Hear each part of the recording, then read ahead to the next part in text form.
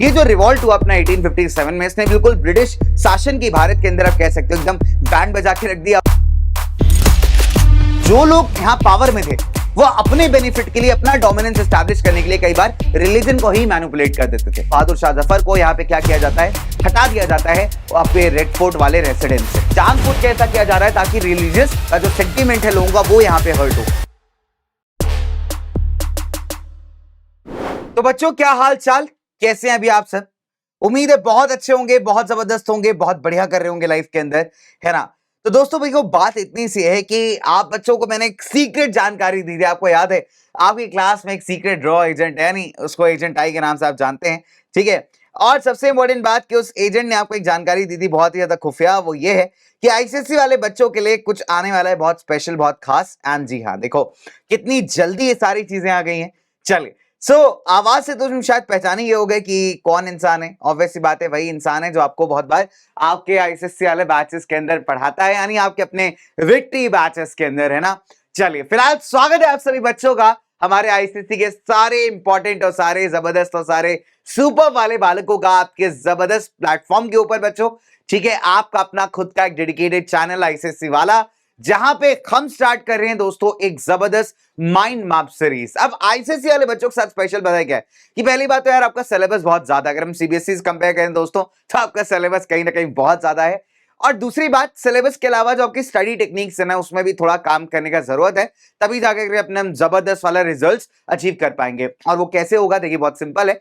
आप लोग लेक्चर्स पढ़ते हो, आप कहीं भी पढ़ते हो, अपने कोचिंग्स के अंदर, ट्यूशंस के अंदर, स्कूल्स के अंदर, ऑनलाइन प्लेटफॉर्म्स पे। और जब आप लेक्चर्स करते हैं ना किसी सब्जेक्ट का बेटा, किसी भी टॉपिक का, वो लेक्चर्स हमेशा उसके सब टॉपिक्स के बारे में होते हैं, यानी आपको हर एक सब टॉपिक को ना डिटेल में पढ़ाया जाता है, समझाया जाता है ठीक ठाक सा टाइम लेकर के। तो वो तो एक पार्ट हो गया, एक स्टडी टेक्निक हो गया, जब जहां पे आपने चीज को एकदम बेसिक से एकदम रॉ आप कह सकते हैं स्टेज से सीखा। फिर आपने देखा होगा कई बार वो बच्चे होते हैं जो एकदम साल भर बड़े कैजुअल हो जाते हैं ना, और लास्ट लास्ट में आके उनका दिमाग का बत्ती जलता है, कहता है यार सर कोई ऐसा वीडियो मिल जाए जिसमें 7-8 घंटे के अंदर बहुत सारे चैप्टर्स करा दी जाए। तो फिर आपको मैराथन वीडियो मिल जाता है, ऐसे आपने देखा होगा आईसीएसई वाला पर हमने मैराथन भी की थी, ठीक है? और फिर कुछ बच्चे ऐसे होते हैं जिनको लगता है कि सर अभी हम सब कुछ पढ़ चुके हैं, इनफैक्ट क्वेश्चंस भी हमने कुछ प्रैक्टिस कर लिए, अब हमें ऐसा है कि अगर एग्जाम से पहले क्विक रिकॉल मिल जाता कि यार चैप्टर के ना ये मेजर पॉइंट्स हैं, चैप्टर का क्रक्स है, और एक छोटा सा रिकॉल हो जाता ना, तो हमें याद रहता है कि अच्छा एग्जाम के अंदर जाकर के ना इन पॉइंट्स के ऊपर बात करनी है। तो बस यहां पे आता है दोस्तों आपका माइंड मैप। तो मैं माइंड मैप का ऑब्जेक्टिव क्लियर कर देता हूं सबसे पहले कि माइंड मैप्स का मतलब ये नहीं होता कि हम स्क्रैच से लेकर के हर एक चीज को बहुत एलैबोरेटली पढ़ेंगे। माइंड मैप्स का सिंपल सा tool, mind map is a tool जो आपको क्विकली रिवाइज और क्विकली रिकॉल करने में बहुत मदद करता है, और यही आज के वीडियो का भी ऑब्जेक्टिव है।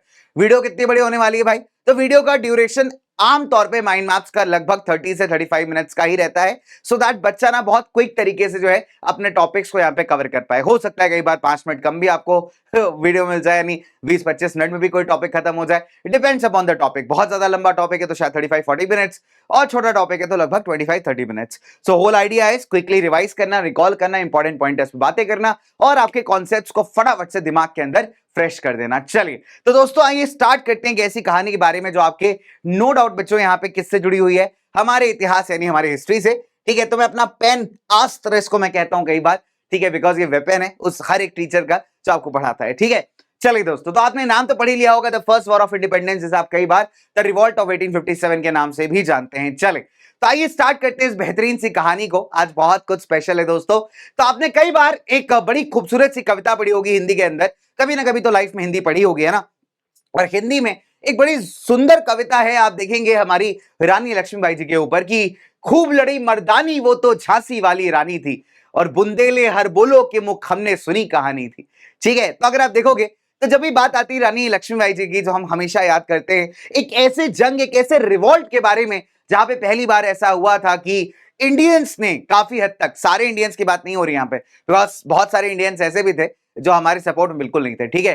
तो मैक्सिमम वो इंडियंस अपने देश के प्रति, अपने स्टेट्स के प्रति बहुत ज्यादा लॉयल थे, बहुत उसको प्यार करते थे। तो ऐसे इंडियंस ने पहली बार इकट्ठा होकर, यूनाइट होकर के आप कह सकते हैं ब्रिटिशर्स के अगेंस्ट आवाज उठाई थी। ये वो आवाज थी जिसने लोगों के अंदर नेशनलिज्म जैसे फीलिंग को जनरेट किया, एक राष्ट्र बनाने की भावना को उत्पन्न किया, और आप सबसे इंपॉर्टेंट कह सकते हैं बेटा कि लोगों को ना अवेयर कराया कि आप एक देश बना सकते हैं, एक कंट्री बना सकते हैं, एक ऐसा कंट्री जहां पे रहने वाले लोग आपस में मिलजुल करके रहे, काफी मिल बांट के बातें करें, है ना, चीजों को शेयर करें, और साथ ही साथ हमारे ऊपर जो फॉरेन पावर यानी ब्रिटिशर्स ने कंट्रोल जमा लिया है उनको हम देश से भगा दें।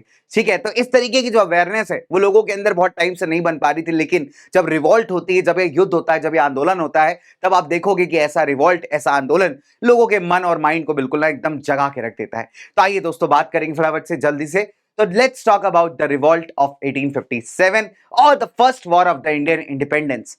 हालांकि इससे पहले भी कुछ बैटल से छोटे छोटे रिवॉल्ट्स हुए हैं, ठीक है, जिनके बारे में हम इतिहास में कम ही पढ़ते हैं, लेकिन फिर भी ये ऐसा रिवॉल्ट है जो काफी वायरल था, काफी पॉपुलर था।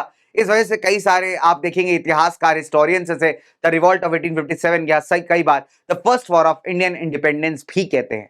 अब इसको लेकर के देखिए, इसको नाम को लेकर भी ना कई सारी कंट्रोवर्सीज है। जैसे फॉर एग्जांपल जो ब्रिटिश हिस्टोरियंस हैं वो कभी अपनी डिफीट या अपनी गलती बर्दाश्त नहीं कर सकते, तो उनके हिसाब से ये कोई बहुत बड़ी रिवॉल्ट या कोई बहुत बड़ा इंडिपेंडेंस का वॉर नहीं, बल्कि सिंपल सी सिपाहियों द्वारा की गई कुछ छोटी से आप कह सकते हैं विद्रोह है, या फिर सिपाही म्यूटनी जिसे कहा जाता है ना, mutiny when few people they know they oppose against the government. तो ये अलग अलग इतिहासकारों का अलग अलग तरीका है कहने का, लेकिन हमारे देश के लिए दोस्तों ये भारत में एक ऐसी चिंगारी है जिसने हर एक को बहुत इंस्पायर किया, बहुत मोटिवेट किया अपने कंट्री के लिए फाइट करने के लिए। चलिए आइए बात करते हैं। तो अगर हम मोटा मोटा बात करें बच्चों, तो सबसे पहली बात है, चलिए टॉपिक्स तो हमने पढ़ ही लिए, फर्स्ट वॉर ऑफ इंडिपेंडेंस, जी हाँ, और रानी लक्ष्मीबाई के बारे में भी हम बात करेंगे, क्यों भाई और कैसे जो है रानी लक्ष्मीबाई ने ब्रिटिशर्स की बैंड बजाई थी। चलिए, तो अगर मैं आपसे बात करूं दोस्तों, तो देखिए नंबर वन कि सबसे इंपॉर्टेंट है कि आपके सिलेबस को स्टिक करके चलना, बिकॉज शॉर्ट वीडियो है, रिकॉल वीडियो है, तो बहुत इलैबोरेटिव या एक्स्ट्रा जो अपने क्लासेस के अंदर पढ़ा है वो इस वीडियो के अंदर हम नहीं करेंगे, ठीक है, बिकॉज टाइम कम के अंदर करना है, सेव करना है आपका टाइम, और एक बढ़िया पावरफुल टूल आपको देना है रिवीजन का। तो एज ए रिजल्ट आप देख सकते हो कि जो आपका ये सिलेबस का ही पार्ट में लेकर के आया हूं ताकि बच्चे को क्लैरिटी हो जाए। कि आप देखोगे दोस्तों कि आपके सिलेबस में एकदम क्लियर दिया हुआ है कि फर्स्ट वॉर ऑफ इंडिपेंडेंस के अंदर आपको कॉजेस पढ़ने, कॉन्सिक्वेंसेस ऑफ द रिवॉल्ट पढ़ने, यही आपका टेस्ट किया जाएगा। इन्होंने कहा है कि इवेंट्स को आप पढ़ सकते हैं कंटिन्यूटी मेंटेन करने के लिए, बट जो टेस्टिंग पार्ट है that is the causes and the consequences, और उसी पे आज हम इस वीडियो के अंदर बात करेंगे, ठीक है। चलिए, तो बहुत सारा समय आपका ले लिया गया, 2-3 मिनट से कम ले ही चुका हूं, लेकिन जरूरी यार आपको बताना समझाना है कि वीडियो किस बारे में है, सो दैट आप इसका बेहतर बेनिफिट उठा सको। जिसको डायरेक्ट कंटेंट पढ़ना है वो डायरेक्ट वीडियो को यहां से स्टार्ट कर सकता है, ठीक है। चलिए, तो let's talk about the first one that is called as the political causes. अब देखिए, ये जो रिवॉल्ट हुआ अपना 1857 में, इसने बिल्कुल ब्रिटिश शासन की भारत के अंदर आप कह सकते हो एकदम बैंड बजा के रख दिया, उनके अंदर एक अलग सा फियर पैदा कर दिया, आप ये कह सकते हैं ना। और इनफैक्ट अगर आप देखोगे तो ऐसा नहीं कि किसी एक कारण है, किसी एक कॉज की वजह से ऐसा हुआ था, मल्टीपल कॉजेस है दोस्तों जिसकी वजह से आपका रिवॉल्ट ऑफ 1857 स्टार्ट हुआ। चलिए, तो सबसे पहले एनालाइज करेंगे हम लोग पॉलिटिकल कॉजेस को। तो अगर हम बात करें दोस्त पॉलिटिकल कॉजेस की, तो पॉलिटिकल कॉजेस की जब भी बात होती है तो कई सारे रीजंस हैं जिसकी वजह से जो ब्रिटिशर्स है ना, उन्होंने इंडियंस को बड़ा परेशान कर रखा था, और इंडियंस के अंदर एक बड़ा गुस्सा था, बड़ा आप कह सकते हैं बड़ा एक हेट्रेड पैदा हो रही थी और धीरे धीरे बढ़ती जा रही थी against the British. Number one, जैसे हम पहली बात करेंगे the policy of the expansion. तो देखिए, एक्सपेंशन का मतलब होता है किसी चीज को इंक्रीज करना या उसका विस्तार करना, अगर हम हिंदी में कहें, ठीक है। सो लेट्स टॉक अबाउट, अगर हम बात करें बेटा द बैटल ऑफ प्लासी की, तो आपको याद होगा प्लासी का जो युद्ध यानी 1757 की अगर बात की जाए, और इसके अलावा जो बक्सर का बैटल हुआ था, ये दोनों ऐसे बैटल्स थे जिसने ब्रिटिशर्स को इंडिया में एक अच्छा खासा पावर होल्ड दे दिया। मतलब इसके बाद अगर आप देखोगे तो ब्रिटिशर्स ने बहुत तेजी से अपने एम्पायर को भारत के अंदर एक्सपैंड करना स्टार्ट किया।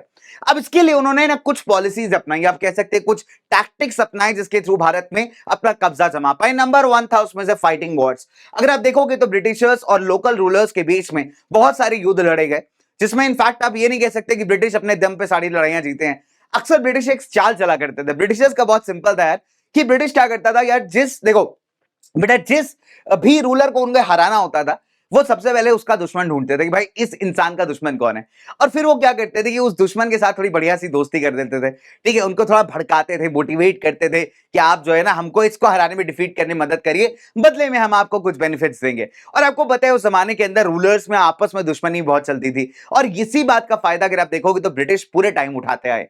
तो इनफैक्ट इन्होंने क्या किया, बहुत सारे लोकल रूलर्स के साथ वॉर्स फाइट किए। फिर डॉक्ट्रिन ऑफ लैप्स जैसे पॉलिसी। अब डॉक्ट्रिन ऑफ लैप्स में क्या होता है दोस्तों, लॉर्ड डलहौजी ने इस पॉलिसी को इंट्रोड्यूस किया था। अब इसके हिसाब से अगर आप देखेंगे तो कहीं ना कहीं मतलब जो आपका राजा है, अगर उसका खुद का कोई बेटा नहीं है, ओरिजिनल बेटा, मतलब खुद उसने कोई बेटा प्रोड्यूस नहीं किया, ऐसा अडॉप्टेड वाला नहीं चलेगा, ठीक है। खुद का कोई बेटा नहीं है तो ऑटोमेटिकली उसके डेथ के बाद उसका राज्य किसके पास चला जाएगा, आप देखोगे ब्रिटिशर्स के पास। तो ऐसे करके ना कई सारे राज्य छीनना स्टार्ट कर दिए। सब्सिडियरी लाइंस की अगर हम बात करें, सब्सिडियरी लाइंस आपको पता है दोस्तों कि जो भी स्टेट्स यहाँ पे सब्सिडियरी लाइंस में ब्रिटिशर्स के साथ आते थे उनके मिलिट्री पावर एक तरीके से खत्म हो जाती थी, ठीक है। बिकॉज यहाँ पे ब्रिटिश क्या कर रहा है कि जो भी स्टेट्स यहाँ पे सब्सिडियरी लाइंस के अंदर आ रहा है, ठीक है, उसको क्लियर एंड कट बोल दिया जा रहा है कि भाई हम आपको प्रोटेक्शन देने वाले हैं, ठीक है।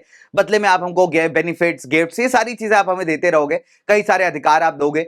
अच्छा, अब प्रॉब्लम इज यहाँ पे, इस प्रॉब्लम दिक्कत यहाँ पे ये है दोस्तों कि सब्सिडियरी अलायंस इतना खराब चीज है कि इससे क्या हो रहा है कि जो एक बढ़िया रूलर हुआ करता होगा किसी टाइम पे, किसी जमाने में, उसका अपना खुद का इंडिपेंडेंस बिल्कुल खत्म हो जा रहा है। ना उसके पास मिलिट्री पावर है, ना उसके पास इंडिपेंडेंस है, तो ऑब्वियसली बात है फाइट कैसे करेगा, रिवोल्ट कैसे करेगा ब्रिटिश के अगेंस्ट, ठीक है। तो एक बड़ा टैक्टफुल और बहुत चालाक प्रोसीजर माना जा सकता है, आप कह सकते हैं, सब्सिडियरी लाइंस। अच्छा, इसके बाद अगर आप देखोगे तो कई बार ऐसा भी करते थे कि मान लीजिए किसी स्टेट के साथ सब्सिडियरी अलायंस किया, ठीक है, या किसी और स्टेट के साथ इन्होंने दोस्ती की, फिर कुछ टाइम बाद ना उसके इंटरनल मैटर्स में इंटरफेयर करना स्टार्ट किया। फिर ये कहने लगे कि यार आपसे तो रूल ही नहीं हो रहा, मतलब इंडियन किंग्स के ऊपर इल्जाम लगा दिया कि आप लोग इतना घटिया रूल कर रहे हो कि आप एलिजिबल ही नहीं हो उस स्टेट को रूल करने के लिए, इसलिए ये स्टेट ब्रिटिश एम्पायर के पास आ जाएगा। तो इसको हम कहते हैं on the pretext of mismanagement of states. तो ये भी एक तरीका था यहाँ पे लोगों से, या आप कह सकते हैं राजाओं से, उनके स्टेट्स को छीनने का। और फिर अगर आप देखोगे तो बाय 1856 चाहे डायरेक्टली बात करिए या इनडायरेक्टली बात करिए, most of the Indian states अभी ब्रिटिश के कंट्रोल में आ चुके थे, ठीक है। दूसरा बेटा रीजन आता है डॉक्ट्रिन ऑफ लैप्स। थोड़ा एनालाइज करते हैं इसको, किसने इंट्रोड्यूस किया था, क्वेश्चन कई बार आपसे पूछेगा। तो इंट्रोडक्शन था बेटा बाय लॉर्ड डलहाउसी, ठीक है। दूसरी बात मैंने आपको क्या बताया कि अगर कोई भी ऐसा राजा है जिसका मान लीजिए कोई खुद का बेटा नहीं है और उसकी डेथ हो जाती है, तो ऐसे केसेस में क्या होने वाला है कि उसका कंप्लीट जो राज्य है, जो उसका किंगडम है, वो किसके पास चला जाएगा, वो चला जाएगा ब्रिटिशर्स के पास, ठीक है। अब इसके थ्रू अगर आप देखोगे बेटा तो कौन कौन से स्टेट्स को यहाँ पे एनेक्स किया गया, छीना गया। तो नंबर 1 में सतारा आ जाता है आपका 1848 में, फिर जैतपुर आ जाता है, संबलपुर आ जाता है इन द ईयर 1849, फिर बागट का क्षेत्र आ जाता है 1850 में, उदयपुर आ गया 52 में, झांसी आ गया 53 में, और नागपुर आ गया 54 के अंदर। तो ये जनरली वो स्टेट्स थे, आप कह सकते हो, जिनको छीना गया था on the basis of doctrine of lapse, यानी इनके रूलर्स के कोई खुद के लड़के या बेटे नहीं थे, जिसके चलते आप देखोगे दोस्तों कि इनका जो राज्य है वो ब्रिटिशर्स यहां पे इस पॉलिसी के थ्रू छीन लेते हैं। ये एक बहुत बड़ा रीजन था जिसकी वजह से जो झांसी की रानी लक्ष्मीबाई हैं बेटा, वो यहाँ पे रिवॉल्ट में कूदती है अगेंस्ट द ब्रिटिश, बिकॉज उनके स्टेट को भी कुछ इसी टर्म्स एंड कंडीशंस पे उनसे छीना गया था। नो डाउट उनके पास एक अडॉप्टेड बेटा था, लेकिन उनका खुद का कोई ओरिजिनल बेटा नहीं था, आप ऐसे मान समझ लीजिए। तो इसी वजह से अगर आप देखोगे तो ब्रिटिशर्स कहते हैं कि हम अडॉप्टेड लड़का, यानी जो किसी से आपने अडॉप्ट किया हुआ है, उसको हम कंसिडर नहीं करेंगे। अगर आपका खुद का कोई बेटा या खुद का कोई लड़का है, तभी हम यहाँ पे आपके स्टेट्स को कंसिडर करेंगे, ठीक है। तभी हम आपका स्टेट नहीं छीनेंगे, अदरवाइज हम छीन लेंगे। It's very simple, right. अब आता है दोस्तों अवध के साथ धोखाधड़ी। अब अवध को अगर आप देखेंगे तो अवध एक ऐसा स्टेट था जिसको किसी टाइम पे ना बड़ा लॉयल माना जाता था कि ब्रिटिशर्स की तरफ बड़ा लॉयल है, ठीक है।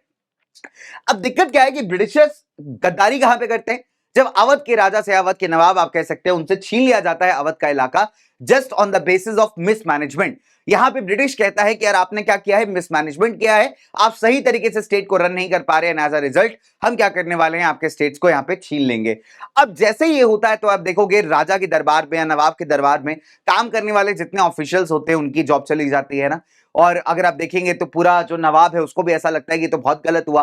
तो इनफैक्ट ऐसे जितने भी स्टेट्स जो ब्रिटिश को लॉयल थे किसी टाइम पे, उनके अगेंस्ट एक, उनके अंदर एक, आप कह सकते हैं, फियर बैठ जाता है कि जब ये हमारे सगे नहीं हो सकते, जब ये हमसे भी बदतमीजी कर सकते हैं, जब ये हमसे भी धोखाधड़ी कर सकते हैं, तो फिर हम क्या ही एक्सपेक्ट करें। एंड एज अ रिजल्ट आप देखोगे जितने भी ऐसे स्टेट्स हैं जो एक टाइम पे काफी लॉयल थे टुवर्ड्स द ब्रिटिश, वो भी धीरे धीरे करके इनके अगेंस्ट आने शुरू हो जाते हैं, ठीक है। चलिए अब अगर हम बात करें फटाफट से बच्चों, तो डिसरिस्पेक्ट टुवर्ड्स बहादुर शाह जफर। देखो दोस्तों आपको याद होगा कि बहादुर शाह जफर जो हैं भारत के आखिरी मुगल एम्पायर माने जाते हैं, यानी इनके बाद से अगर आप देखोगे तो ऑफिशियली मुगल डायनेस्टी नहीं एग्जिस्ट करती भारत में, ठीक है। Is the last official Mughal empire of India. अब अगर हम बात करें तो बहादुर शाह जफर कौन थे, मुगल रूलर भी थे, साथ ही साथ पेंशनर ऑफ द ब्रिटिश, यानी ब्रिटिश ने क्या किया था, इनको पेंशन देना स्टार्ट किया था। इनसे कहा कि भैया आप पेंशन लीजिए, अपना खर्चा पानी चलाते रहिए इससे, है ना। और ये रेड फोर्ट के अंदर अपना पूरे परिवार या फैमिली के साथ रहा करते थे, तो इस टाइप के कुछ बेनिफिट्स इनको थे। और बदले में ऑब्वियस सी बातें चाहते थे ब्रिटिश कि मुगल बादशाह, मुगल डायनेस्टी का कोई भी इंटरफेरेंस यहाँ पे ना करे, ठीक है। तो अभी कहानी बिल्कुल सही चल रही है। अगर आप देखोगे तो क्या होता है, बहादुर शाह जफर को एक पेंशन दी जाती है। पेंशन मतलब जो आपको रिटायरमेंट के बाद जनरली पैसा दिया जाता है अपने सर्वाइवल के लिए, तो वैसी पेंशन इनको भी मिल रही है। फिर क्या होता है कि जो लॉर्ड डलहौजी है, एक नंबर का कहते हैं ना बदतमीज आदमी भाई। तो लॉर्ड डलहौजी यहाँ पे क्या करता है दोस्तों, ये अनाउंस करता है कि जो बहादुर शाह जफर साहब हैं और उनकी फैमिली को लाल किले के अंदर रहने की इजाजत नहीं है, और एज ए रिजल्ट उनके परिवार को, बहादुर शाह जफर को यहाँ पे क्या किया जाता है, हटा दिया जाता है अपने रेड फोर्ट वाले रेसिडेंस से।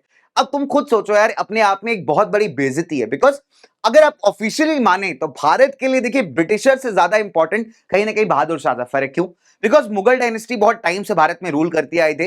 मुगल डायनेस्टी के जो एम्परर्स थे या जो बादशाह लोग थे वो इंडिया से काफी कनेक्टेड भी थे, यहाँ के लोगों से भी कनेक्टेड थे। नो डाउट, मैं ये नहीं कह रहा कि बहुत अच्छे लोग थे, बिल्कुल नहीं थे, लेकिन एक वो कनेक्शन था, बिकॉज वो अपने देश को छोड़ करके यहाँ पे आके सेटल हुए थे, और मतलब एक कहते हैं ना कि एक बॉन्ड बन जाता है राजा और प्रजा के बीच में, तो वो कहीं ना कहीं एग्जिस्ट करता था।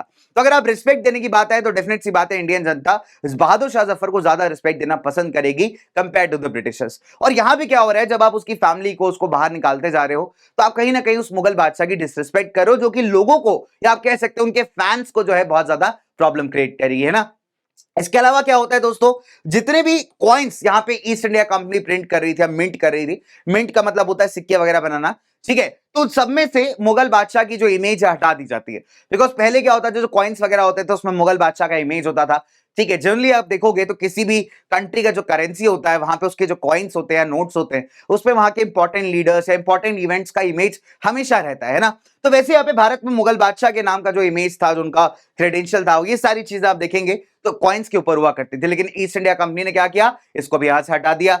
अच्छा, अब अगर आप देखेंगे तो जो लॉर्ड कैनिंग थे, उन्होंने कहा कि बहादुर शाह जफर आखिरी मुगल डायनेस्टी के रूलर होने वाले हैं, यानी आखिरी मुगल बादशाह हैं। इनके बाद से जितने भी इनके खानदान के लोग होंगे उनको कभी भी राजा नहीं कहा जाएगा, वो सिर्फ राजकुमार या प्रिंसेस कहलाएंगे। लेकिन राजा की बात की जाए तो बहादुर शाह जफर इज द आखिरी मुगल रूलर या फिर लास्ट मुगल बादशाह, ठीक है। इसके अलावा अगर आप देखेंगे, नाना साहेब और रानी लक्ष्मीबाई जी को दिया गया ट्रीटमेंट। नाना साहेब की अगर हम बात करें बेटा, तो नाना साहेब जो थे अडॉप्टेड सन थे बाजीराव सेकंड के, ठीक है, जो एक जमाने में पेशवा थे, लास्ट पेशवा थे। पेशवा मतलब मराठाओं के प्राइम मिनिस्टर, ठीक है, मेजर जो मिनिस्टर होते, जो मराठास ग्रुप्स को एक तरीके से यूनाइट करके रखते थे, ठीक है, उनको हम पेशवास कहते हैं। तो बाजीराव सेकंड के जो कि लास्ट पेशवा थे, उनके अडॉप्टेड बेटे थे नाना साहेब। एंड इसी वजह से अगर आप देखोगे तो ब्रिटिशर्स यहाँ पे क्या करते हैं, इनको पेंशन देने से या फिर जो एक्स्ट्रा पैसे होते हैं ना सर्वाइवल के लिए, वो देने से यहाँ पे मना करते थे।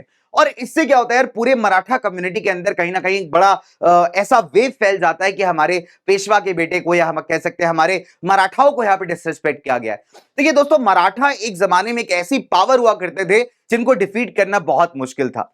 खासकर हम बात करें छत्रपति शिवाजी महाराज के टाइम पे बेटा, तो मराठास को एक ऐसा पावर उन्होंने बनाया। इनफैक्ट वो पहले ऐसे रूलर माने जाते हैं जिन्होंने एक सपना देखा था और काफी हद तक उसको पूरा भी किया था, दैट इज एक प्रॉपर हिंदू राष्ट्र क्रिएट करने का। यहां पे कहने का मतलब बहुत क्लियर है, यहां पे सिर्फ एक रिलीजन की बात नहीं हो रही दोस्तों, यहां पे बात हो रही है एक ऐसा देश बनाने का जहां के हिंदुस्तानी जहां पे रहते हो, जहां के रूलर्स, वहां के इंपॉर्टेंट अधिकारी और जहां के मतलब कह सकते हैं लोग, ये सारे लोग हिंदुस्तान से बिलोंग करने वाले हो। तो कई बार लोग क्या करते हैं ना, इसी बात को बड़ा मैनिपुलेट करके बताते हैं आपको, है ना, अपने फायदों के लिए। बट यहां पे अगर आप हिस्ट्री पढ़ेंगे तो आपको पता चलेगा कि छत्रपति शिवाजी महाराज एक ऐसा यूनाइटेड, आप कह सकते हैं दोस्तों, एक कंट्री बनाना चाहते थे। तो काफी हद तक वो सक्सेसफुल भी हुए। हालांकि आप देखेंगे कि उनके डेथ के बाद थोड़ा सा मराठा पावर डिक्लाइन करता है। इसके बाद भी कई सारे पेशवाज या बहुत पावरफुल प्राइम मिनिस्टर्स आते हैं, लेकिन टुवर्ड्स द लास्ट आप देखेंगे खासकर जो थर्ड बैटल ऑफ पानीपत था अब्दाली और मराठास के बीच में, वो आप कह सकते हैं एक फाइनल, मतलब फाइनल आप कह सकते हैं, कहते हैं ना शोडाउन था, जहां पे मराठास का आप कह सकते हो बेटा पावर एकदम से डिक्लाइन करता है। देखिए पावर शिवाजी के जाने के बाद जो पेशवाज आए उन्होंने मेंटेन किया, बहुत अच्छा मेंटेन किया, लेकिन जो पेशवाज भी थे उसमें स्टार्टिंग के 2-3 पेशवाज बहुत स्ट्रांग थे। उसके बाद धीरे धीरे करके आप देखोगे तो मराठास के बीच में भी काफी डिवीजन देखने को मिलता है, right. And as a result वो पावर धीरे धीरे करके डिक्लाइन होने लगती है। थर्ड बैटल ऑफ पानीपत में तो बिल्कुल ही हो जाती है। तो उसके बाद से आप देखोगे तो मराठास ना इतना स्ट्रॉन्ग ओपोनेंट प्रस्तुत नहीं कर पाए या प्रेजेंट नहीं कर पाए, आप कह सकते हो ब्रिटिशर्स के अगेंस्ट, ठीक है। चलिए, तो एज अ रिजल्ट क्या हुआ कि अभी हम बात करें नाना साहिब जी की, तो नाना साहिब एक बड़े प्रोमिनेंट मराठा लीडर भी थे, है ना, उनका बड़ा समाज में इज्जत भी था। और आप कह सकते हैं मराठा कम्युनिटी, है ना, बड़ी कह सकते हैं बड़ी दुखी होती है जब नाना साहिब की यहाँ डिसरिस्पेक्ट की जाती है। तो एक तरीके से मराठाओं की डिसरिस्पेक्ट थी, जो कि पूरी मराठा कम्युनिटी को बिल्कुल भी बर्दाश्त नहीं था, राइट। इसके अलावा अगर हम बात करें बच्चों रानी लक्ष्मीबाई, तो रानी लक्ष्मीबाई की झांसी छीन ली गई थी यहाँ पे, किसके बेसिस पे? ऑब्वियस सी बात है, आपके डॉक्ट्रिन ऑफ लॉज के बेसिस पे। तो एज अ रिजल्ट रानी लक्ष्मीबाई भी यहाँ पे बहुत ज्यादा बेटे एंग्री है, बहुत ज्यादा गुस्सा है ब्रिटिशर्स से कि भाई ऐसा क्यों किया जा रहा है, ठीक है। एंड अपनी झांसी को बचाने के लिए, अपने स्टेट को प्रोटेक्ट करने के लिए वो क्या करती हैं दोस्तों, यहाँ पे रिवॉल्ट ऑफ 1857 के अंदर कूद पड़ती है। बहुत बहादुरी से लड़ी थी, बहुत बहादुरी से। आपने हमेशा देखा होगा कि इनका जो छोटा सा अडॉप्टेड बेटा था, उसका से पीठ में बांध करके, घोड़े पे बैठ करके, एकदम ब्रेवली, कहते हैं ना एकदम शेरनी की तरीके, आप कह सकते हो बिल्कुल शेरनी के तरीके बैटल में उतरी भी थी और ब्रिटिशर्स की बैंड भी बजाई थी। चले, तो फिलहाल ये हुए हमारे कुछ पॉलिटिकल कॉजेस। हमने किस किस की बात की, कौन कौन से पॉलिटिकल कॉजेस की? Policy of expansion, doctrine of flaps, Awadh का एनेक्सेशन, ठीक है, डिसरिस्पेक्ट बहादुर शाह जफर की, treatment given to Nana Sahib and रानी लक्ष्मीबाई। चलिए, तो ये कुछ मेजर पॉलिटिकल मुद्दे हैं। हो सकता है आपकी किताबों में एक दो और मुद्दों को और थोड़ा सा सेग्रीगेट करके लिखा हो, but these are the major political causes जिनके कारण आप देखेंगे कि रिवॉल्ट धीरे धीरे करके आगे बनती है या फिर स्टार्ट होती है, राइट। फिर अगर हम बात करें जो दूसरा सबसे इंपॉर्टेंट कॉज है, that is the socio religious causes. दोस्तों, सोशियो रिलीजियस का मतलब होता है सोसाइटी से रिलेटेड और धर्म यानी रिलीजन से रिलेटेड प्रॉब्लम्स, ठीक है। चलिए, now let's talk about the social religious causes. देखिए, नंबर 1 सबसे पहला है interference with the social customs. अगर आप बात करोगे, जब ब्रिटिशर्स ने भारत में कंट्रोल स्टैब्लिश करना स्टार्ट किया, तो भारत के अंदर ना जातिवाद या कास्ट सिस्टम बहुत ज्यादा प्रेवलेंट था। और इसके अलावा भी आप देखेंगे बहुत सारे सोशल इवल, सामाजिक बुराइयां भारत के सोसाइटी में एग्जिस्ट करती थी, जैसे सती प्रथा हो गई। सती प्रथा में क्या होता है, अगर मान लीजिए किसी आंटी के हस्बैंड की डेथ हो जाती है, तो क्या किया जाता था, अकॉर्डिंग टू द रिचुअल्स, जो आंटी होती थी उन्हें कई बार अपने हस्बैंड के साथ जिंदा जलना पड़ता था। हस्बैंड की चिता जलाई जा रही है, हस्बैंड का डेड बॉडी जलाया जा रहा है, और आंटी को भी गंजा करके कई बार जो उस पर बैठा दिया जा रहा है, या फिर अगर नहीं बैठाया गया तो उनको गंजा वंजा करके सफेद साड़ी पहना करके घर के अंदर बंद करके रखा जा रहा है। तो मतलब जो विडोज का हालत है ना, विडोज का हालत बहुत बुरा था भारतीय समाज में। इसके अलावा आप देखोगे उनको शादी करने का अलाउ नहीं था, चाइल्ड मैरिज होती थी, यहाँ पे बच्चों की शादी करवा देते थे, 3 साल 4 साल 5 साल के बच्चों को। और दिक्कत पता है क्या है यहाँ पे, दिक्कत ये है कि उस टाइम पे भारत का समाज पढ़ा लिखा तो था नहीं इतना, ठीक है। तो जो लोग यहाँ पावर में थे, वो अपने बेनिफिट के लिए, अपना डोमिनेंस एस्टैब्लिश करने के लिए कई बार रिलीजन को ही मैनिपुलेट कर देते थे, यानी रिलीजन का ही मिसयूज करना, गलत तरीके से रिलीजियस रिचुअल्स को यहाँ पे समझा के अपनी बात को सही करना। तो ये देखिए एक बहुत बढ़िया काम, यहाँ पे इस बात को हम नेगेटिव नहीं कह सकते, ये एक अच्छा काम है जो ब्रिटिशर्स यहाँ पे करके गए हैं। ऐसा नहीं कि इन्होंने अपने मन से कर दिया। भारत में बहुत सारे सोशल रिफॉर्मर्स थे, आप बात करिए राजा राम मोहन रॉय की, ईश्वर चंद्र विद्यासागर जी की, तो बहुत सारे ऐसे रिफॉर्मर्स हैं जिन्होंने काफी बढ़ चढ़ के इस बात का, आप कह सकते हैं ना, मतलब इस इवल्स को खत्म करने के लिए अपना कंट्रीब्यूशन दिया है और मिल करके काम किया था यहाँ पे ब्रिटिश गवर्नर जनरल्स वगैरह के साथ कि ऐसा कुछ लॉ लाया जाए जिससे ये इवल्स यहाँ पे खत्म हो।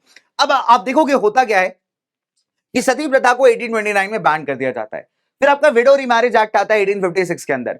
अब इससे क्या होता है कि यार जो बहुत सारे ऑर्थोडॉक्स टाइप के हमारे सोसाइटी के लोग थे, ऑर्थोडॉक्स मतलब होता है बहुत पुराने ख्यालात या बहुत पुरानी थिंकिंग वाले लोग, जिनको ये लगा कि ब्रिटिशर्स हमारे इंडियन कस्टम्स के साथ छेड़छाड़ कर रहे हैं, and which is not right. तो इस वजह से आप देखोगे तो लोगों को भी उन्होंने इस चलते भड़काना स्टार्ट किया कि ब्रिटिशर्स इतने नालायक हैं, क्या कर रहे हैं, अपने कस्टम्स हमारे पे लाना चाहते हैं और हमारे कस्टम्स की बुराई कर रहे हैं, हमारे कस्टम्स को अपोज कर रहे हैं। तो एज अ रिजल्ट होता है ना कि जब आप ऐसे लोगों को समझाइए जिनके मतलब जिनके पास नॉलेज ही नहीं है, तो उनको आप जैसा चाहो वैसा समझ लेंगे।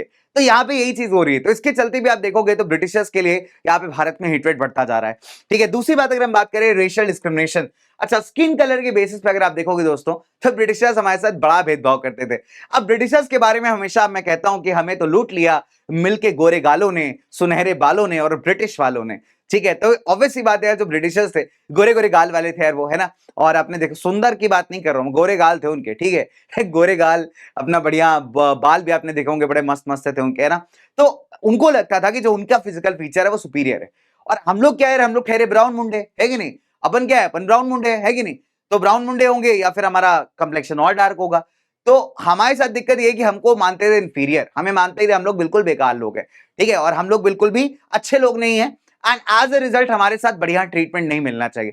तो हमको ना स्किन कलर के आधार पे, फिजिकल फीचर के आधार पे हमारे साथ बड़ा डिस्क्रिमिनेशन होता था। इसको हम कहते हैं रेशियल डिस्क्रिमिनेशन। तो हमें क्या मानते थे, हमें ये मानते थे, ऑब्वियस सी बात है, अपने को सुपीरियर मानते थे, हमें इंफीरियर मानते थे। तो एज ए रिजल्ट इंडियंस के साथ ना बड़ा बुरा ट्रीटमेंट होता है दोस्तों, भारी बेइज्जती की जाती है हमारी। वो बात अलग है, हम सहना पड़ रहा था, हम कुछ कर नहीं पा रहे ज्यादा, ठीक है, तो हमारे साथ हो रही थी भारी बेइज्जती, है ना। और जब भी ब्रिटिशर्स इंडियंस को दिख जाते थे तो इंडियंस क्या बोलते थे, गजब बेइज्जती है यार, हमारे साथ जो है तुम डिस्क्रिमिनेशन कर रहे हो, तो बहुत गलत बात हो गई। खैर मतलब ऐसा ही था बेटा, है ना, ब्रिटिशर्स कह रहे हमारे यहाँ तो ऐसा ही होता है, ठीक। चले मुंह जोक सपाट आगे बढ़ते। तो रेशियल डिस्क्रिमिनेशन एक मेजर कॉज। फिर आता है लॉज ऑफ द प्रॉपर्टी। देखिए पहले क्या होता था दोस्तों कि हमारे जो बाप दादा लोग थे, जैसे मेरे पिताजी के भी पिताजी, उनके पास जमीन तो थी नहीं, होती तो मजे ही आ जाते हैं ना, हाईवे के पास वाली तो सब करोड़पति एकदम। तो द पॉइंट इज कि पहले के जमाने में क्या होता था, जो लोग होते थे जिनके पास जमीनें होती थी, वो क्या करते थे जल्दी, जब उनका ऑब्वियस सी बात है जाने का टाइम आता था, मतलब दादाजी वगैरह टाइप के लोग, तो वो अपनी जमीन जायदाद को ना अपने बच्चों को ट्रांसफर कर देते थे। ठीक है, तो अभी क्या हुआ, ब्रिटिशर्स इतने नालायक थे क्योंकि इनको सब कुछ छीनना था, हमारे रिसोर्सेज भी चाहिए है, तो इन्होंने एक लॉ बना दिया। इन्होंने कहा कि देखिए, अगर आप अपनी जमीन बचाना चाहते हो तो आप क्रिश्चियनिटी में कन्वर्ट हो जाओ। तो जो भी हिंदू आदमी अगर क्रिश्चियनिटी में कन्वर्ट हो जाता है, या और भी किसी रिलीजन का बंदा क्रिश्चियनिटी में कन्वर्ट हो जाता है, तो उसकी जमीन यहाँ पे छोड़ दी जाएगी। वो अपनी एंसेस्टर्स के, अपने बाप दादाओं की जमीन को इनहेरिट कर सकता है, ठीक है, अपने पास रख सकता है, लेकिन जो नहीं होता जनरली, उसकी जमीन छीनी जा सकती है। तो इट्स वेरी सिंपल। ठीक है, तो इंडियंस को क्लियरली लगा कि यार जो 1850 के अंदर ये लॉ पास हुआ है कि अगर आप क्रिश्चियनिटी या क्रिश्चियन धर्म में कन्वर्ट हो रहे हो तो आपको मिल जाएगी जमीन, अदरवाइज आपको नहीं मिलेगी। तो इससे ये लगा कि इंडियंस को ये लगने लगा कि भाई ब्रिटिशर्स फोर्सफुली ट्राई कर रहे हैं हमें क्रिश्चियनिटी या क्रिश्चियन धर्म में कन्वर्ट करने का। डन, चलो तो आगे बात की जाए now activities of the missionaries. ठीक है, अगर मिशनरीज की बात करें तो दोस्तों मिशनरी क्या है, सिंपल सी बात है, मिशनरी वो पर्सन है जो एक मिशन पे आया है ना, जो कुछ ऑब्जेक्टिव पूरा करने आया है। जनरली ये टर्म इस्तेमाल किया जाता है रिलीजियस मिशनरीज के लिए, यानी वो लोग जो अपने धर्म का प्रचार या प्रमोशन करने आते हैं। इंडिया में अगर आप देखोगे तो जब यूरोपियन पावर्स आना स्टार्ट हुए, इनके साथ साथ बहुत सारे क्रिश्चियन मिशनरीज भारत में आए। क्रिश्चियन मिशनरीज मतलब जो क्रिश्चियनिटी का प्रचार करना चाहते हैं, क्रिश्चियन धर्म का प्रचार करना चाहते हैं। अब अर्ली 19th सेंचुरी से अगर आप देखेंगे तो इनकी एक्टिविटीज काफी ज्यादा बढ़ गई, और ब्रिटिशर्स कई तौर पे तो इनको सपोर्ट भी किया करते। तो इंडियंस को यही लगता था कि ब्रिटिशर्स इनको इसलिए सपोर्ट कर रहे हैं बिकॉज ये इंडियंस को भी क्रिश्चियंस ही बनाना चाहते हैं। आज आपको जो रिलीजियस कन्वर्जन दिखते हैं बेटा, उसके पीछे बहुत सारे सोशल कॉजेस भी रिस्पॉन्सिबल है। कई सारे आपको नए रिलीजन्स भारत में दिखाई देंगे, तो उसका रीजन है कि मतलब वो रिलीजन्स ऐसा नहीं बहुत पहले से एग्जिस्ट करते थे, वो सारे मतलब फॉरेन रिलीजन्स हैं जो धीरे धीरे करके भारत में सेटल होते गए और बढ़ते गए, है ना। चलिए, तो उनमें से क्रिश्चियनिटी भी आपको देखने को मिलेगा जो यूरोपियन पावर्स के साथ भारत के अंदर आता है। ठीक है, और ब्रिटिशर्स इसको बड़ा प्रमोट करे थे, तो लोगों को लगा कि ब्रिटिश चाहते हैं कि सारे इंडियंस को यहाँ पे क्रिश्चियनिटी में कन्वर्ट कर दिया जाए, एंड दैट इज व्हाई उनको लगा कि यार ब्रिटिशर्स को भगाना जरूरी है अगर आप अपने रिलीजन को प्रोटेक्ट करना चाहते हो तो।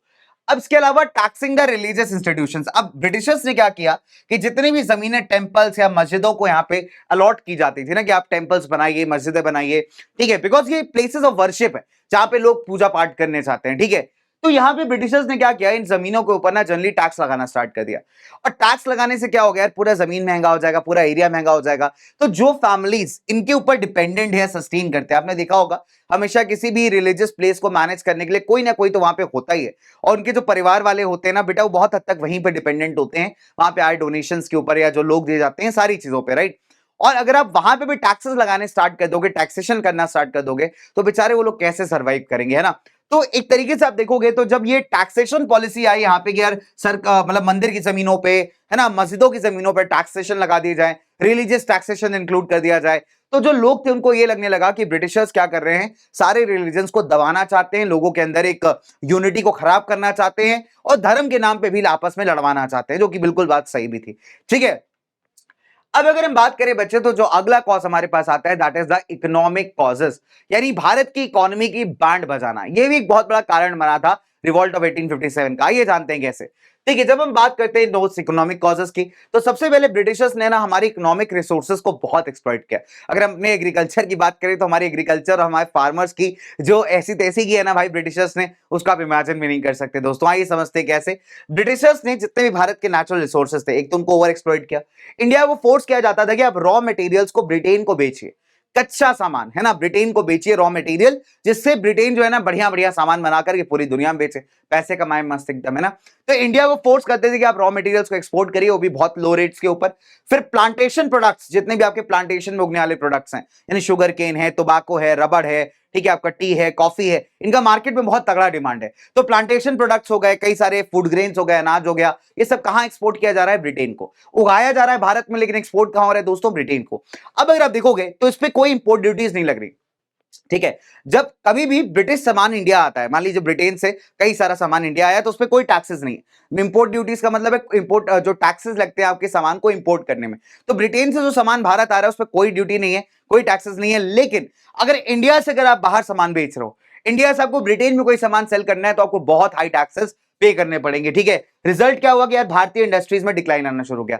ऑब्वियसली बात है ना, इंडस्ट्रीज को ऐसे ही फायदा नहीं हो रहा, और प्लस अगर आप ब्रिटेन में सामान बेचना चाह रहे हो तो आपको और टैक्सेस देने पड़ने, तो एज ए रिजल्ट क्या हो रहा है, इंडियन इंडस्ट्रीज की हालत खराब होती जा रही है। ठीक है, फिर आप देखोगे that is drain of the wealth, यानी भारत के पैसे को अपनी तरफ लेकर के जाना। ब्रिटेन ने क्या किया, जब अपना रूल स्टैब्लिश किया, खासकर बंगाल की अगर आप बात देखेंगे तो बंगाल में काफी सारा रिसोर्स है।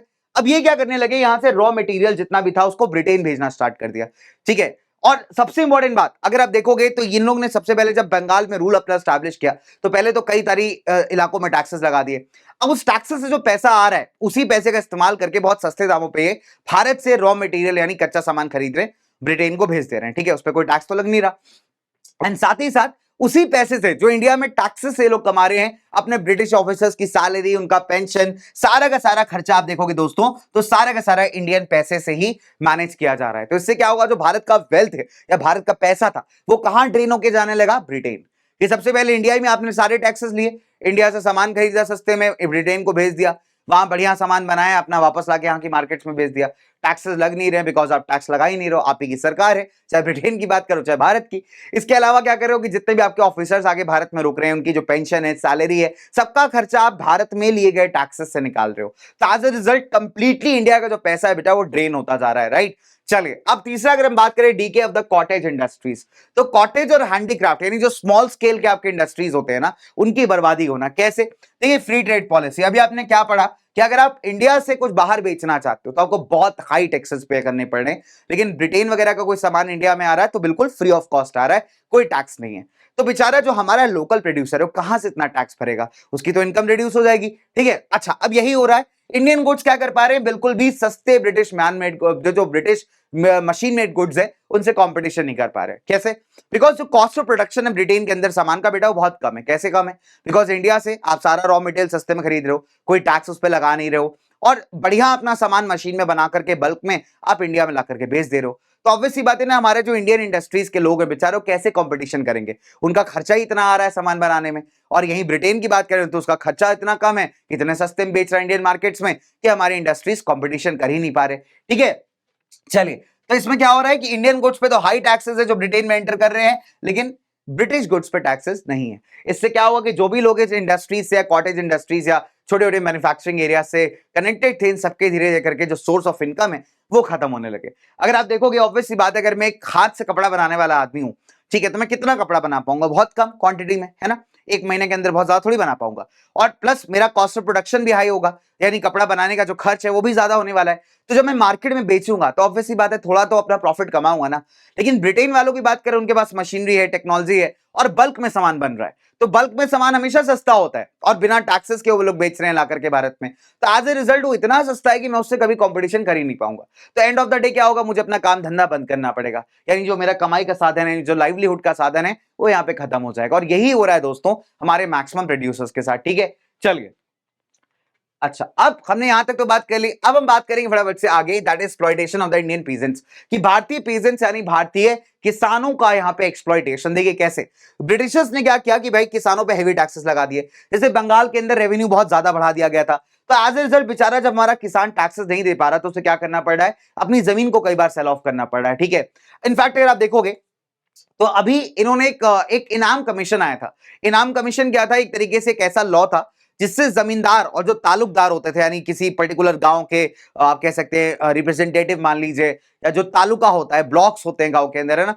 उसके ओनर्स मान लीजिए, तो इनकी जमीनें छीन करके ना नीलाम यानी ऑक्शन कर दी गई थी। जैसे आईपीएल में ऑक्शन लगता है ना खिलाड़ी का, आपने देखा होगा इस खिलाड़ी का बेस प्राइस 50,000 रुपए है, फिर उसका जो ज्यादा बोली लगाएगा उसको वो खिलाड़ी उसकी टीम में चला जाएगा। जैसे मैंने बोला कि यार मैं 5 लाख में इसको खरीदूंगा, तो 5 लाख देकर के वो खिलाड़ी मेरी टीम में आ जाएगा, है ना, ऐसे ही तो होता है आईपीएल के अंदर। तो वैसे यहां जमीनों के साथ हो रहा है कि जो हमारे लैंडलॉर्ड्स वगैरह, जो पुराने जमींदार तालुकदार है, इनकी जमीन आप छीन ले रहे हो और उसको ऑक्शन कर दे रहे हो। तो एज ए रिजल्ट अभी जो नए ओनर्स थे जमीन के वो कौन थे, व्यापारी और हमारे मनी लेंडर्स। तो मनी लेंडर्स तो यार पहले ही से नालायक थे, आपको पता है, उनको सिर्फ पैसे से मतलब है, और क्योंकि उन्होंने इतना पैसा दे करके जमीन के राइट्स खरीदे हैं तो पैसा रिकवर भी तो करेंगे वो। तो एज ए रिजल्ट ये जमीन को इंप्रूव करने में कोई एफर्ट नहीं लगा रहे, जमीन का इंप्रूवमेंट करना, उसकी क्वालिटी बढ़ाना, इसमें कोई एफर्ट नहीं लगा रहे। इनका सिर्फ और सिर्फ ऑब्जेक्टिव है दैट इज ज्यादा से ज्यादा टैक्स वसूलना।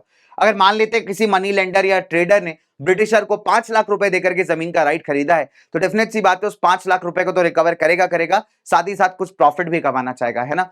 ऑब्वियस सी बात है, तभी तो उसने जमीन देके खरीदा है। तो अगर वो 5 लाख रुपए ब्रिटिश को दे रहा है तो ऑब्वियस सी बात है बेचारे गरीब किसानों से वो लगभग 7-8 लाख रुपए तो कमाना चाहेगा, है ना, ताकि 2-3 लाख रुपए का उसका खुद का ही प्रॉफिट हो। और उसको कोई मतलब नहीं यहाँ पे कि जमीन की क्वालिटी कैसी है, क्या क्वालिटी है, क्या प्रोडक्शन है, उसमें कोई इंप्रूवमेंट नहीं किया जा रहा, लेकिन सिर्फ और सिर्फ क्या किया जा रहा है, बेचारे किसानों से टैक्सेस वसूले जा रहे हैं। एज ए रिजल्ट हमारे जो फार्मर्स या पीजेंट्स की कंडीशन है बेटा बहुत ज्यादा यहाँ पे खराब है। ठीक है, चलिए अब हम बात करते हैं दोस्तों पॉवर्टी एंड फेमाइन की। पॉवर्टी मतलब आप समझते हैं गरीबी, फेमाइन मतलब सूखा पड़ जाना। जब सूखा पड़ जाता है आपके पास खाने के लिए कुछ नहीं होता। अब जो ब्रिटिशर्स की इकोनॉमिक पॉलिसीज थी उन्होंने इंडियंस को ना रोज के रोज गरीब बना दिया, बहुत गरीब बना दिया इंडिया को। ठीक है, इंडियंस पहले अच्छे खासे रहा करते थे but during the British they became very poor. अब अगर आप देखेंगे फेमाइंस बहुत कॉमन हो गए। फेमाइंस मतलब जब सूखा पड़ता है, एग्रीकल्चर प्रोडक्शन नहीं है, सूखा पड़ गया, आपके पास खाने के लिए कुछ नहीं है ना, तो आप भूखे मर रहे हो, दैट इज कॉल्ड फेमाइंस। ठीक है, ड्रॉट सूखा पड़ना, फेमाइन मतलब भूखमरी, खाने के लिए नहीं है, शॉर्टेज ऑफ ग्रेन्स है, आपके पास अनाज ही नहीं बचा है, आप कैसे खाओगे। तो ऐसी फेमाइंस भारत में ना बहुत कॉमन हो गई दोस्तों, और ब्रिटिशर्स ने इनके इंपैक्ट को रिड्यूस करने के लिए कोई कदम यहाँ पे नहीं उठाया।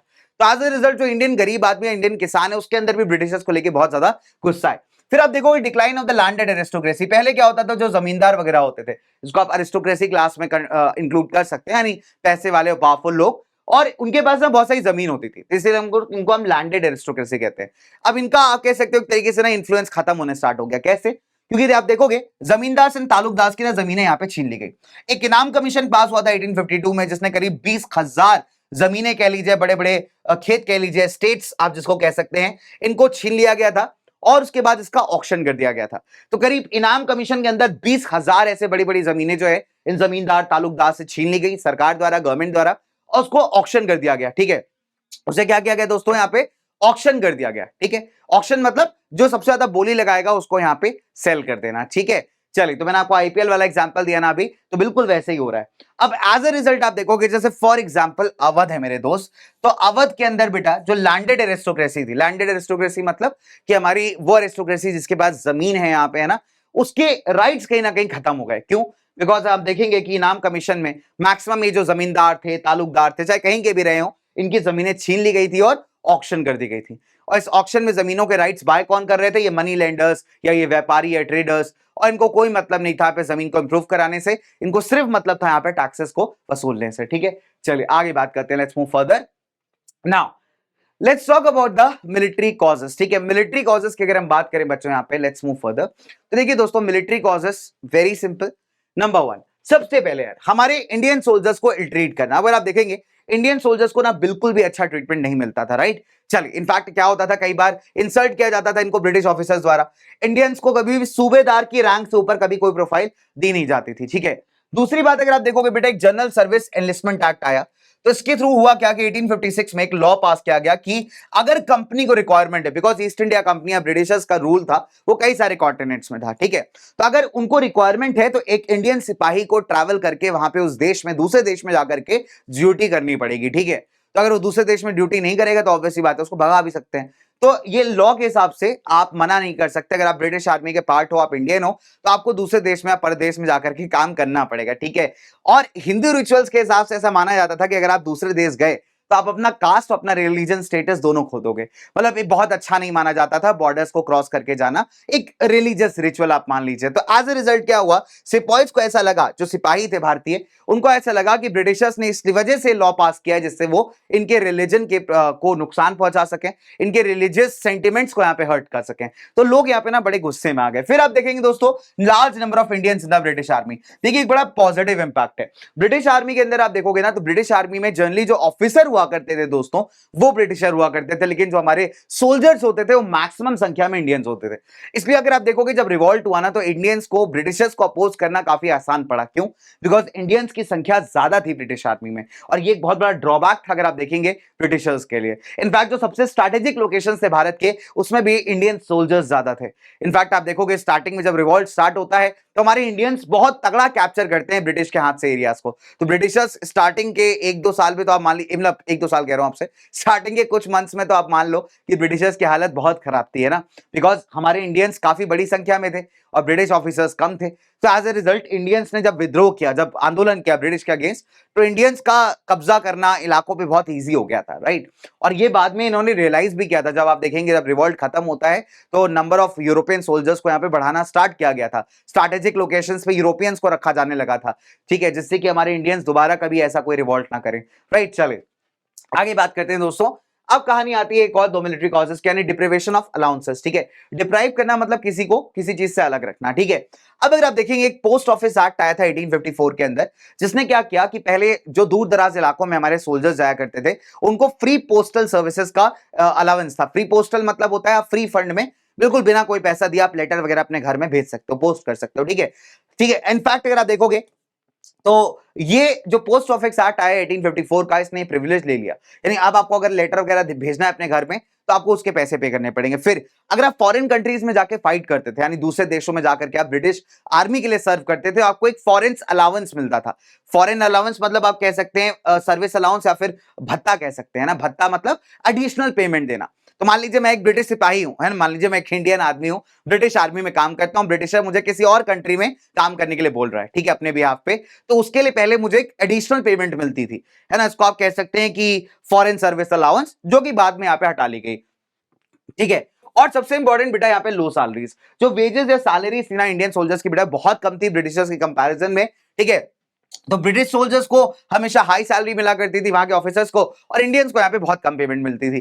तो एज ए रिजल्ट क्या हुआ कि हमारे जो लोग थे बना बच्चे, ये इतना ज्यादा मतलब इनके मन में इतना ज्यादा आप कह सकते हैं इल फीलिंग्स आ गई ब्रिटिश की तरफ, बिकॉज ऑफ द डिस्क्रिमिनेशन जो इनको आर्मी में फेस करना पड़ रहा है, ठीक है। और अब आ जाते हैं फटाफट से हमारे the last, that is the immediate cause की तरफ। तो देखिए इमीडिएट कॉज बनती है the introduction of the Enfield rifle. अब अगर हम बात करें हमारे इमीडिएट कॉजेस की दोस्तों, तो आप देख सकते हो यहाँ पे एक बड़ी प्यारी सी सुपर्ब सी इमेज है, जहां पे हुआ क्या था कि हमारी जो पहली राइफल्स यूज होती थी ब्रिटिश आर्मी में वो इतनी एफिशिएंट नहीं थी, उसको मस्केट राइफल कहते हैं, उसको रिप्लेस किया गया था इस मतलब जबरदस्त राइफल्स, इसका नाम था एनफील्ड राइफल। तो ब्रिटिश ऑर्डिनेंस फैक्ट्री, यानी जो वहां पे आप कह सकते हो वेपन्स वगैरह बनाती थी, तो एनफील्ड नामक एक जगह है लंदन में, वहां पे इसने एक नई तरीके की आप कह सकते हैं गन बनाई या राइफल बनाई। अब इस राइफल के अंदर जो बुलेट जाती है ना, बुलेट का एक कवरिंग होता है, उसको हम कार्ट्रिज कहते हैं, ठीक है, उसके अंदर आपका गोली होता है। तो इस कार्ट्रिज को क्या करना पड़ता था आपको, आप देखोगे ऐसे मुंह से ना बाइट करना पड़ता था, तो ग्रीस होती थी, ग्रीस का मतलब होता है चिकनी की जाती थी, है ना, ताकि आराम से बढ़िया से मूव ऑन कर सके, ठीक है। तो अभी क्या है, कार्ट्रिज का एक तरीके का कवरिंग है, उसके अंदर एक बुलेट एक गोली है। अब आपको क्या करना है कि अगर आपको गन लोड करनी है तो आपको पहले कार्ट्रिज ऐसे काटना पड़ेगा मुंह से। अब ऐसे कहते हैं कि उस कार्ट्रिज को एकदम सॉफ्ट करने के लिए, मतलब उसको ग्रीस करने के लिए काऊ या फिर पिग का फैट यूज होता था, है ना, पिग या पोक कह सकते हैं आप उसको। तो काऊ और पिग का फैट, अब दिक्कत क्या है, देखिए काऊ हमारे हिंदुइज्म में बहुत होली है, और पिग यानी जो आपका पिग होता है, आप जानते हैं उस जानवर को, तो वो इस्लाम के अंदर है, मुस्लिम धर्म में बहुत गंदा माना गया है, ठीक है। तो दोनों के ही यहाँ पे रिलीजियस सेंटिमेंट्स बेटा इस वजह से हर्ट हो रहे हैं। अब क्या होता है यहाँ पे, नंबर वन, कि ब्रिटिशर्स ने एक एनफील्ड राइफल का इंट्रोडक्शन किया आर्मी में, और इस राइफल में क्या लगता था, एक ग्रीस कार्ट्रिज का इस्तेमाल होता था। अब दिक्कत क्या है कि जो पेपर है जिसको पहले काटना पड़ता था आपको कार्ट्रिज को ऐसा डालने के लिए या बुलेट लोड करने के लिए, उसमें ऐसा माना जाता है कि काऊ या फिर आप कह सकते हैं जो हमारा पोर्क या पिग है उसके ग्रीस, उसके फैट का इस्तेमाल हुआ है।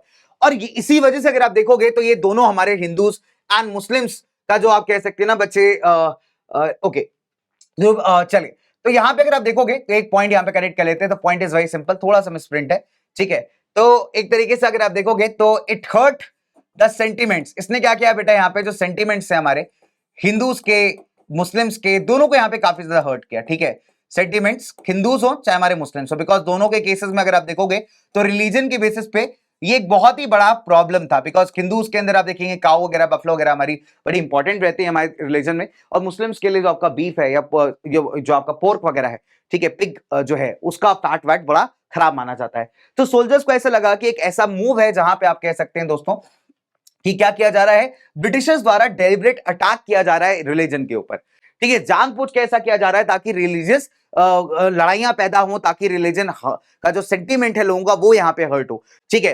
तो पहली बार जो मंगल पांडे कहते हैं ना कि आजादी के संग्राम की पहली गोली मंगल पांडे चलाई, तो मंगल पांडे ने कहा अपने सोल्जर से कि आप इसको यूज मत करिए, उसके जो साथी थे उसको उनसे मना किया, खुद भी इनफैक्ट उसने आप कह सकते हो यूज करने से मना कर दिया। और मंगल पांडे जी अगर आप देखोगे तो 29 मार्च को 1857 को अपने ऑफिसर्स को अटैक करते हैं भरतपुर के अंदर, ठीक है। और पहली गोली कहते हैं ना कि पहली गोली मंगल पांडे ने चलाई थी, तो फर्स्ट साइन था किसी सोल्जर का रिवोल्ट करने का। मंगल पांडे जी ने पहली गोली चलाई, ऑफिसर्स पर अटैक किया, उनके साथियों को उन्होंने बोला कि आप भी इस राइफल को मत यूज करिए। बाद में हालांकि मंगल पांडे जी को कैप्चर करके उनको फांसी दी गई, हैंग कर दिया गया था।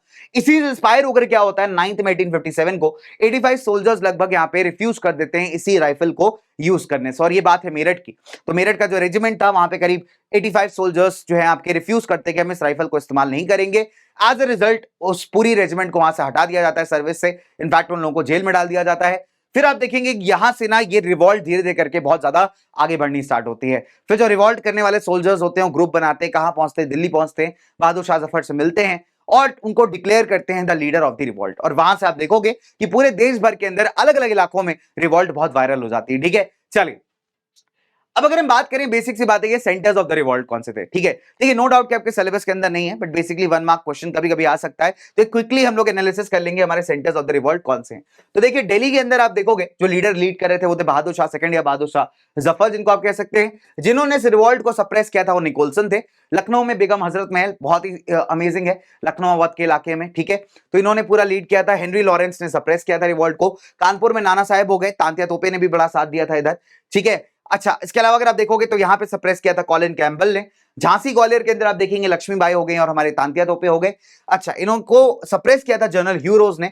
बरेली के अंदर खान बहादुर खान साहब हो गए, इनको सप्रेस किया था कॉलिन कैम्पबेल ने, मतलब रिवॉल्ट को। यहाँ पे इलाहाबाद बनारस की बात करें तो मौलवी लियाकत अली साहब। और यहाँ पे अगर आप देखेंगे तो कर्नल ऑलसेल ने इनको जो है यहाँ पे सप्रेस किया था रिवॉल्ट को। और बिहार की बात करें तो बेटा कुंवर सिंह, बाबू कुंवर सिंह की बात कर लीजिए। और यहाँ पे विलियम टेलर नाम के ऑफिसर थे जिन्होंने रिवॉल्ट को सप्रेस किया था। ठीक है, चलिए अब सवाल उठता है दोस्तों इस पूरे चैप्टर के लास्ट टॉपिक का। मैं कहा था कि जो सिलेबस है उसी को स्टिक करके चलेंगे, बिकॉज छोटा रखना है वीडियो 35-40 मिनट्स का, सो दैट आप क्विकली रिकॉल कर पाओ। And that is the consequences of the revolt. ठीक है, तो दोस्त कॉन्सिक्वेंसेज ऑफ द रिवॉल्ट कौन कौन से, बहुत बढ़िया। देखिए नंबर 1 आप देखोगे तो भारत में 1857 तक इनफैक्ट अगर आप देखोगे तो डायरेक्टली ब्रिटिश क्राउन यहाँ पे रूल नहीं कर रहा था। उसके बिहाफ पे जो ईस्ट इंडिया कंपनी थी वो परमिशन लेके यहाँ पे स्टैब्लिश हो रखी थी और वही यहाँ पे रूल कर रही थी। और जब जांच की तो पता चला कि ईस्ट इंडिया कंपनी ने जो मेजर्स लिए बिल्कुल भी सही नहीं है। तो एज अ रिजल्ट रूल जो है आपका किसके अंडर पास ऑन हो जाता है, डायरेक्ट ब्रिटेन की क्वीन यानी विक्टोरिया के पास। ठीक है, चलिए उसके बाद विक्टोरिया जो है पे प्रोक्लेमेशन करती है, आप कह सकते हो एक तरीके से एक अपना स्टेटमेंट देती है। यहाँ पे कहती है कि हम इंडियंस को जनरली रिलीज कर देंगे, उनको पनिशमेंट नहीं देंगे एक्सेप्ट उन इंडियंस को जिसने यहाँ पे ब्रिटिश ऑफिसर्स को मारा है। प्लस और भी कई सारे कंसेशन यहाँ पे अनाउंस किए जाते हैं इंडियंस के लिए, क्योंकि इंडिया एक बहुत ही क्रूशियल कंट्री था ब्रिटेन के लिए, बिकॉज इंडिया के पास रिसोर्सेज बहुत थे, वेल्थ बहुत ज्यादा थी। तो ब्रिटेन का इंडिया को लूज करना बिल्कुल भी अफोर्ड नहीं कर सकता था Britain. As a result retain करने के लिए क्या होता है, कुछ कंसेशन या भारत को दिए जाते हैं। प्लस अगर आप देखोगे दोस्तों मुगल्स और पेशवास ये दोनों चीजें यहां पे एंड हो जाती हैं, है ना। मुगल एम्पायर कंप्लीटली खत्म हो जाता है, बहादुर शाह जफर के लड़कों को पकड़ के मार दिया जाता है, जफर को रंगून भेज दिया जाता है ना, म्यांमार के अंदर एक जगह है जहां पे एग्जाइल में जो है पूरा टाइम अपना बिताते हैं बचा हुआ। तो आप देखेंगे और जो पेशवाशिप यानी पेशवा जो मिनिस्टर्स होते थे यहाँ पे मराठास के, तो इस टाइटल को आप कह सकते हैं, इस पूरे इंस्टीट्यूशन को भी यहाँ पे खत्म कर दिया जाता है। Relations with the princely states, जिन प्रिंसली स्टेट्स के राजाओं ने यहाँ पे मदद की थी ब्रिटिशर्स को इंडियंस को हराने में रिवॉल्ट के अंदर, है ना, कुछ गद्दार हमारे देश के, ठीक है, तो उनको यहाँ पे रिवॉर्ड किया जाता है अपनी लॉयल्टी के लिए कि उन्होंने जो है ब्रिटिशर्स को बहुत सपोर्ट किया रिवॉल्ट के अंदर। ठीक है, इसके अलावा अगर आप देखोगे policy of divide and rule यानी राजाओं को भड़काना, सिंपल सी बात है। डिवाइड एंड रूल का मतलब होता है कि जब आप यहां पे दो अलग अलग स्टेट्स को एक तरीके से भड़का रहे हो एक दूसरे के अगेंस्ट, और फायदा यहां पे आपका हो रहा है, जो कि ब्रिटिशर्स आमतौर पे किया करते थे। अब वही मैंने आपको बताया ना कि एक स्टेट को बोला देख भाई मैं तेरी मदद करूंगा और तू दूसरे वाले को हरा दे, और हम हरा करके इसके सारे रिसोर्सेज को आपस में बांट लेंगे। हालांकि ऐसा कभी होता नहीं था। ठीक है, तो अगर मान लीजिए ब्रिटिशर्स ने स्टेट ए को सपोर्ट किया स्टेट बी को हराने के लिए, तो एक बार स्टेट बी हार गया ना तो ब्रिटिश क्या करेंगे पता है आपको, स्टेट ए को अपनी कठपुतली बना लेंगे, यानी जो वो चाहेंगे वो स्टेट ए से करवाएंगे। तो इसको कहते हैं आपस में फूट डलवा करके, लोगों में डिवीजन करवा करके खुद रूल करना, खुद मजे लेना। तो ये पॉलिसी बहुत कॉमन हो गई। रेशियल डिस्क्रिमिनेशन, इंडियंस के साथ रेशियल डिस्क्रिमिनेशन और बढ़ा दिया गया, यानी इंडियंस की ब्रिटिशर्स की जो रहने की जगह थी बिल्कुल अलग थी।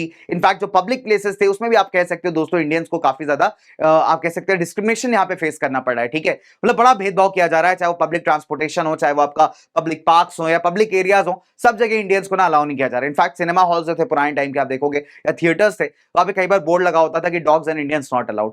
तो इस तरीके का आप कह सकते हैं इंसल्ट इस लेवल का इंडियंस के साथ की जा रही है, राइट। चलिए, इसके अलावा changes in the army structure, मैं आपको बताया कि आर्मी के स्ट्रक्चर में काफी चेंजेस आ रहे हैं।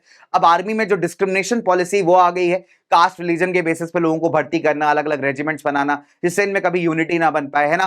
प्लस आप देखोगे तो हमारे जो यूरोपियंस थे उनको स्ट्रेटेजिक लोकेशंस पे डालना, जिससे कि इंडियंस दोबारा ऐसी कोई रिवॉल्ट ना कर पाए। तो एक तरीके से आप कह सकते हो कि बड़ा भेदभाव जो था इनफैक्ट और इंक्रीज होता चला गया हमारे इंडियन आर्मी के अंदर, राइट। इंडियन आर्मी तो नहीं थी उस टाइम पे, ब्रिटेन के अंदर जो इंडियंस काम कर रहे थे उनके बीच में, ठीक है। और सबसे इंपॉर्टेंट बेटा जो उसका आउटकम आप कह सकते हैं that is the rise of the nationalism. तो नेशनलिज्म मैंने आपको बताया था इस वीडियो के स्टार्टिंग में कि राष्ट्रवाद की भावना लोगों के अंदर बहुत ज्यादा उत्पन्न हो गई, बहुत ज्यादा जनरेट हो गई। लोगों को ये फील होना स्टार्ट हुआ कि पहली बार किसी ने रिवॉल्ट किया, और ये रिवॉल्ट इनफैक्ट एक ऐसा सिंबल है जो हमें अवेयर कराती है कि यार ब्रिटिशर्स से फ्री होना बहुत जरूरी है अगर अपने देश को आगे ले जाना है।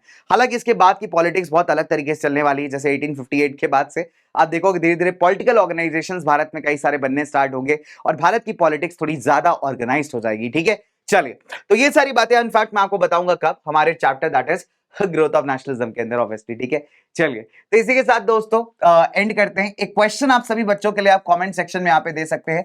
आप मुझे बताइएगा कि explain any two economic causes for the revolt of 1857, ठीक है। Explain any two economic causes, या आप कमेंट सेक्शन के अंदर दोस्तों मुझे बता सकते हैं कि कोई भी दो इकोनॉमिक कॉजेस बेटा आपको यहाँ पे बताने हैं, ठीक है। किसके? ऑब्वियसली बात है द रिवॉल्ट ऑफ 1857 के, ठीक है।